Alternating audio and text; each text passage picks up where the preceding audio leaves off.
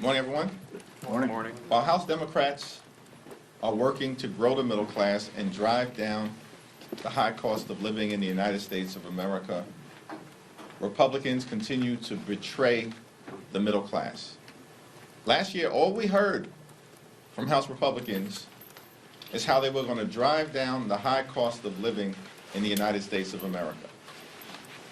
Housing costs are too high, grocery costs are too high, child care costs are too high, utility costs are too high, and insurance costs are too high. America is undoubtedly too expensive. House Democrats are committed to driving down the high cost of living. Republicans haven't done a thing to address the cost of living crisis in the United States of America. Not a single bill, not a single proposal, not a single idea.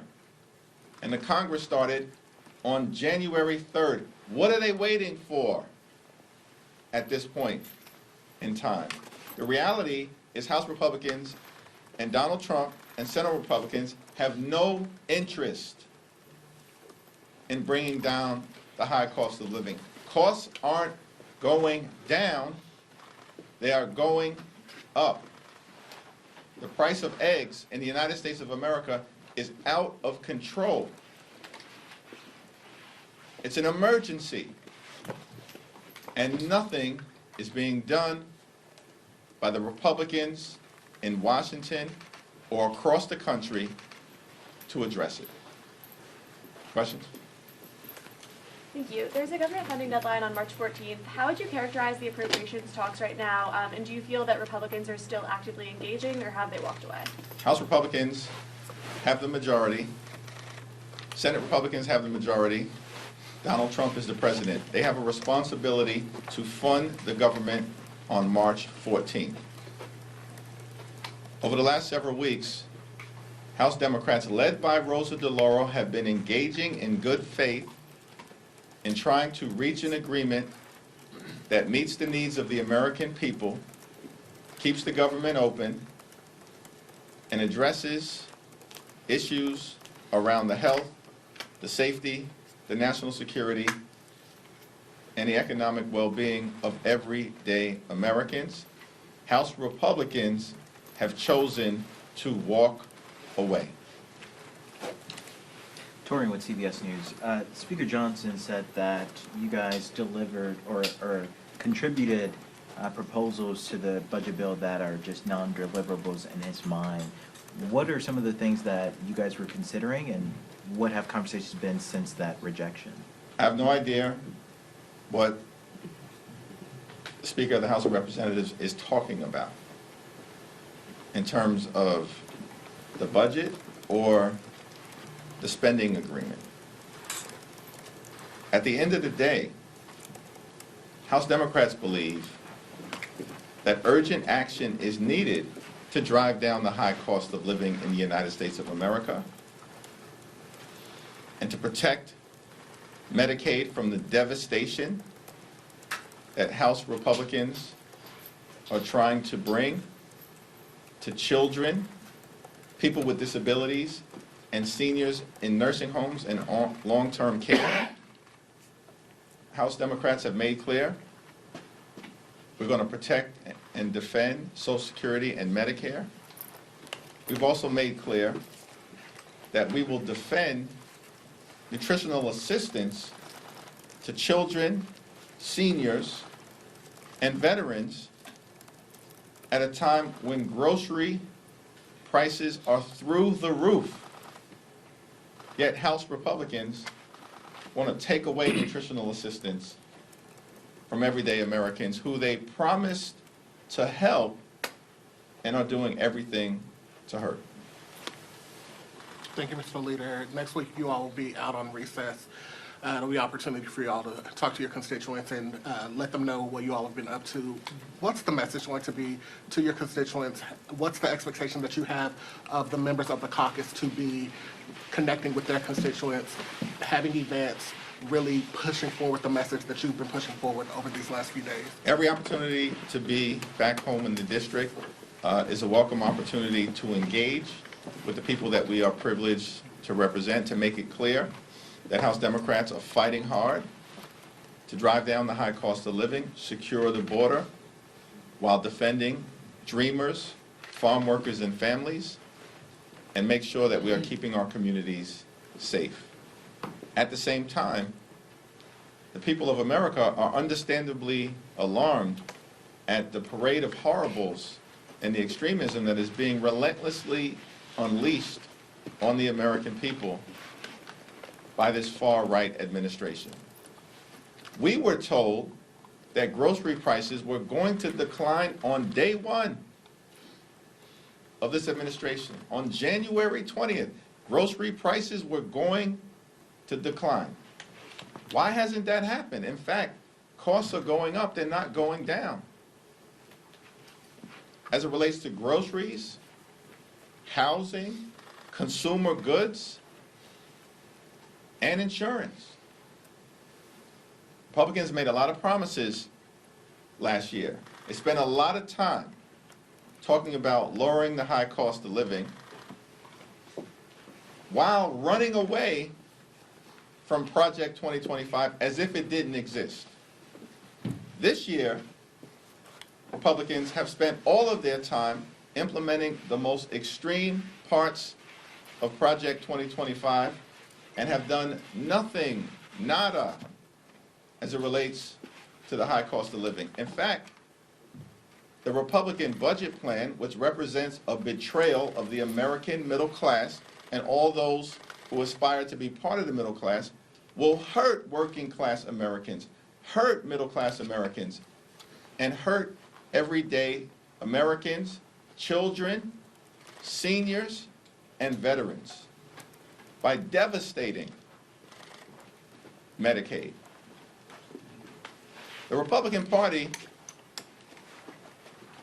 a few weeks ago promised to love and cherish Medicaid.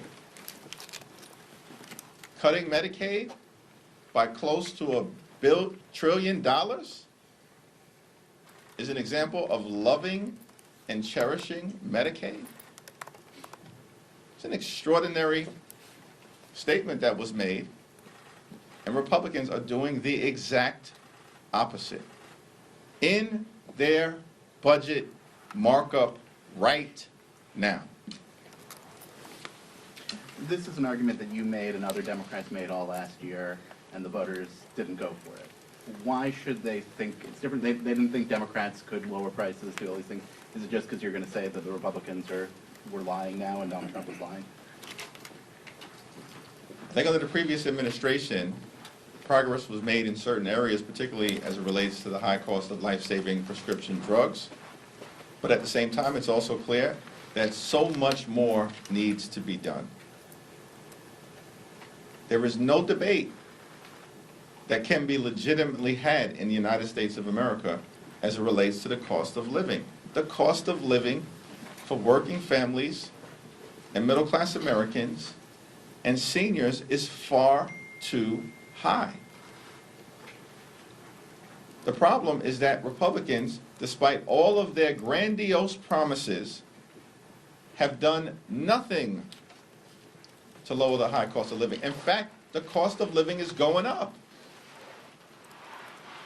With a Republican president, a Republican House, and a Republican Senate. Yes, that's a problem.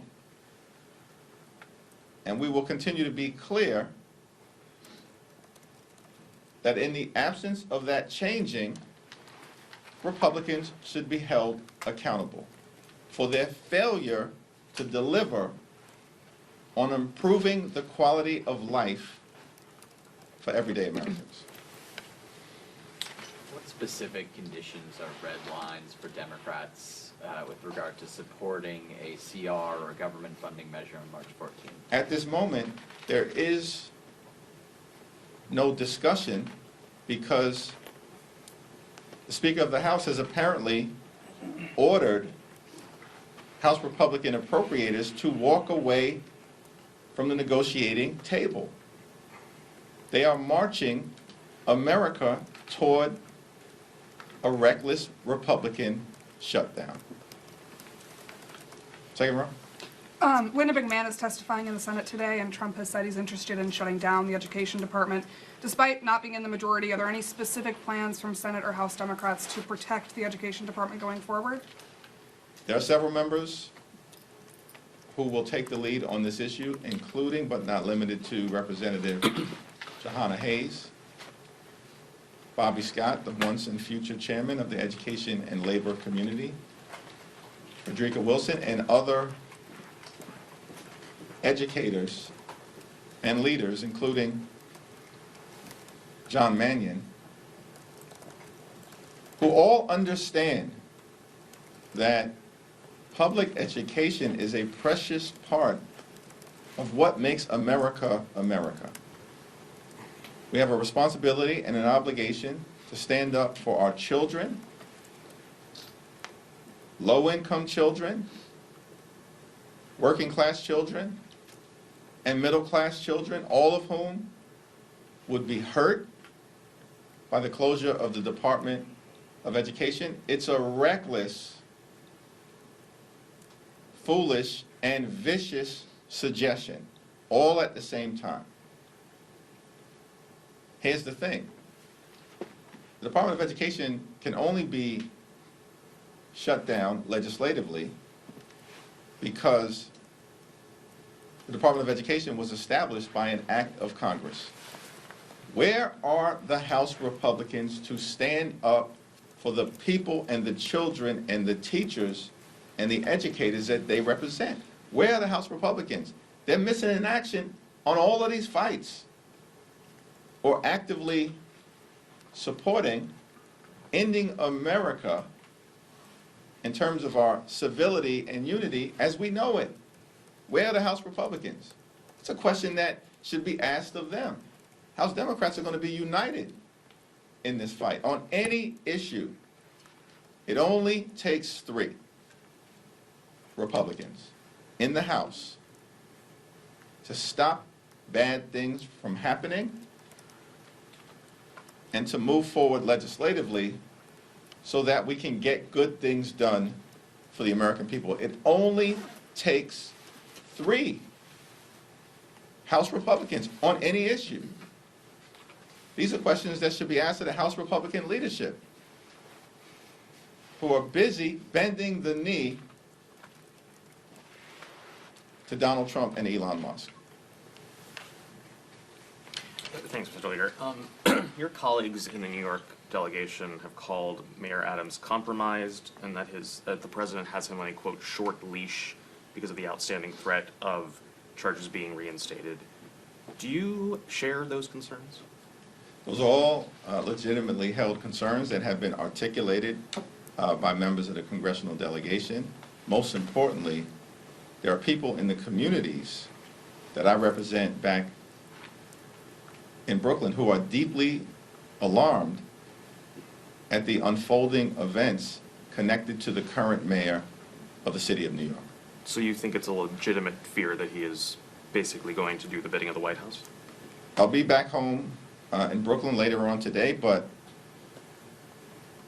what is clear is that the White House made a decision to dismiss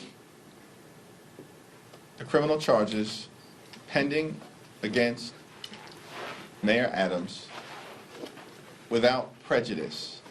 Translation: it is the intention of the Trump administration to keep the current mayor on a short leash. How the mayor responds to the White House's intentions is going to determine a lot about the political future of the current mayor of the city of New York. You said Republicans have walked away from the negotiating table regarding the budget bill, and Speaker Johnson seems confident that he can pass it with this caucus. Have there been any discussions within your own caucus about what concessions you would take should that dynamic change on the Republican side and he may need Democratic votes? House Republicans have made a decision to walk away from the four corners discussions that involved House Democrats, Senate Democrats, and Senate Republicans related to funding the government in a manner that meets the needs of the American people. They have chosen to walk away, and they have a responsibility to govern in connection with March 14th and beyond. How would you judge the Dems' messaging on Doge and if it's been effective or not? And could there be the argument that you might be missing the will of the voters who support Doge and might be too hung up on the process? The American people are alarmed about the possibility that Elon Musk and his far-right extreme minions have access to their personal and financial information. Why in the world does Elon Musk need access to the names, addresses, birth dates, social security numbers, and bank account information of tens of millions of Americans? Why does he need access? What are they planning to do with that information? These are legitimate questions that House Democrats have been asking, and we're taking action to stop it, which is exactly why we introduced the Taxpayer Data Protection Act. Where are House Republicans as it relates to stopping the steal of taxpayer data? Where are House Republicans? It only takes 3 to join us, and we can move the Taxpayer Data Protection Act. I think we've been very clear in terms of the pushback that's taking place in the Congress, and we've been partnering with Democratic attorney generals, unions, advocacy groups, and democracy reform organizations as it relates to the litigation that has been filed that is successful to date in stopping the overreach and the unlawful, unconstitutional, and unconscionable power grab being led by an out-of-touch, unaccountable, and out-of-control billionaire puppet master. Leader, I have a question about messaging as well. I don't know if you've seen the buzz building about Stephen A. Smith, the ESPN personality, and running for president. I'm wondering what you make of that and what you think it might say about how effectively Democrats are messaging at this time.